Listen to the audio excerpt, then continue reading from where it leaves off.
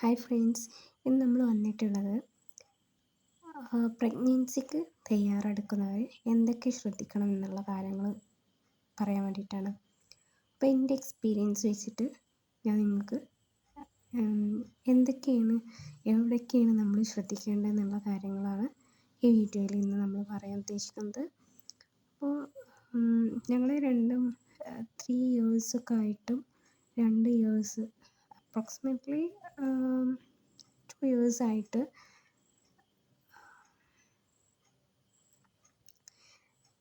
കുട്ടികളൊന്നും ആയിട്ടുണ്ടായിരുന്നില്ല. അപ്പോൾ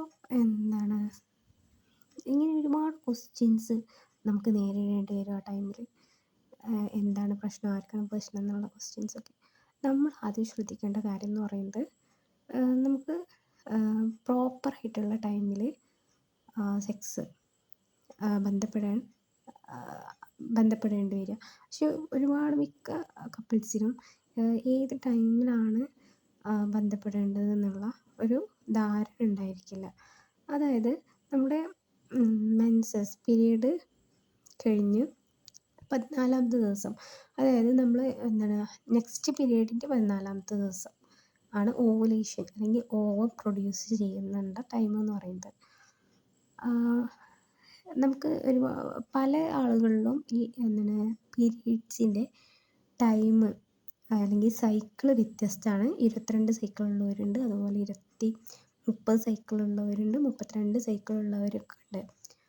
അപ്പോൾ നമ്മൾ ആ കറക്റ്റ് ടൈമിങ്, ഇപ്പോൾ ഒരു എക്സാമ്പിൾ പറയുകയാണെങ്കിൽ എല്ലാ മാസവും 25 പീരീഡ്സ് ആവുന്ന ഒരാളുടെ കണക്കാണ് പറയുന്നത്.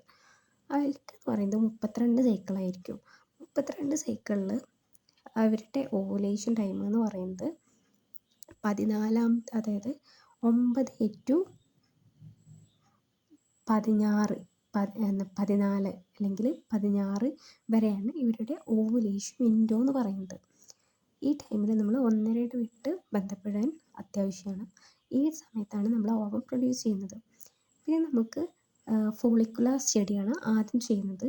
ഈ ഫോളിക്കുലർ സ്റ്റഡിയിൽ എന്താണ് പറയുന്നത്,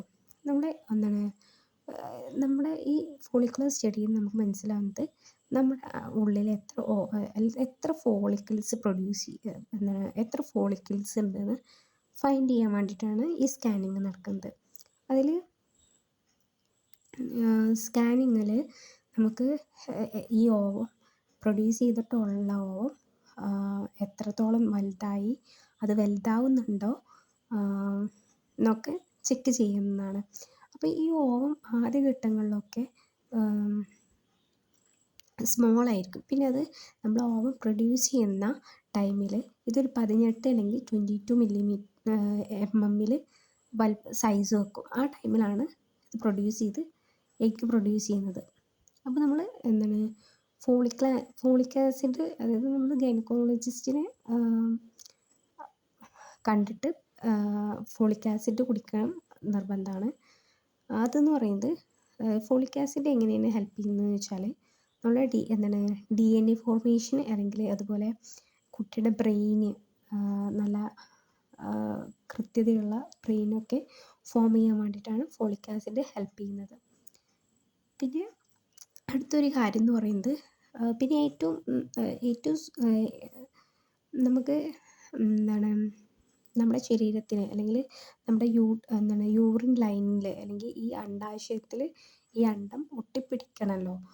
അപ്പോൾ അതിനാവശ്യമായിട്ടുള്ള പോഷകങ്ങൾ, അതുപോലെ കാൽസ്യം, മഗ്നീഷ്യം, അങ്ങനെ ഒരുപാട് കാര്യങ്ങളൊക്കെ ആവശ്യമുണ്ട്. അപ്പോൾ അതിനൊക്കെ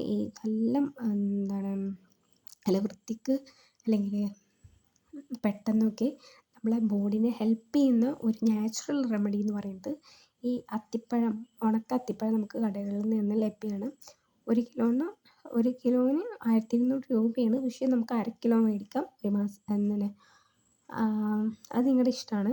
അത് നമുക്ക് രാത്രി 2 എണ്ണം വെള്ളത്തിലിട്ട് വെക്കുക. പിന്നെ രാവിലെ ആകുമ്പോൾ അത് വെറും വയറ്റിൽ അത്തിപ്പഴം ആ വെള്ളം കുടിക്കുന്നത് പ്രഗ്നൻസിക്ക് തയ്യാറെടുക്കുന്നവർ ചെയ്താൽ ഏറ്റവും നല്ല മരുന്നാണ്. നേച്ചുറൽ റെമഡിയിൽ അത് നമ്മുടെ എഗ്ഗ് എന്താണ് ക്വാളിറ്റിയുള്ള എഗ്ഗ് പ്രൊഡ്യൂസ് ചെയ്യാനും അതുപോലെ എന്താണ് യൂട്രലൈനിനൊക്കെ തിക്നെസ് വർദ്ധിക്കാനൊക്കെ സഹായിക്കും. പിന്നെ നെക്സ്റ്റ് എന്ന് പറയുന്നത് എന്താണ് ഇങ്ങനെ PCOD ഓവം പ്രൊഡ്യൂസ് ചെയ്യുന്നത്, അതായത് കറക്റ്റായിട്ട് ഓവുലേഷനൊക്കെ നടക്കുന്നുണ്ടെങ്കിലും എന്താണ് പ്രഗ്നൻസി ആവാത്തവരുടെ കേസാണ് വരുന്നത്. അപ്പോൾ പിന്നെയുള്ള നെക്സ്റ്റ് സ്റ്റെപ്പ് എന്ന് പറയുന്നത് നമ്മുടെ ഫെലോപ്പിയൻ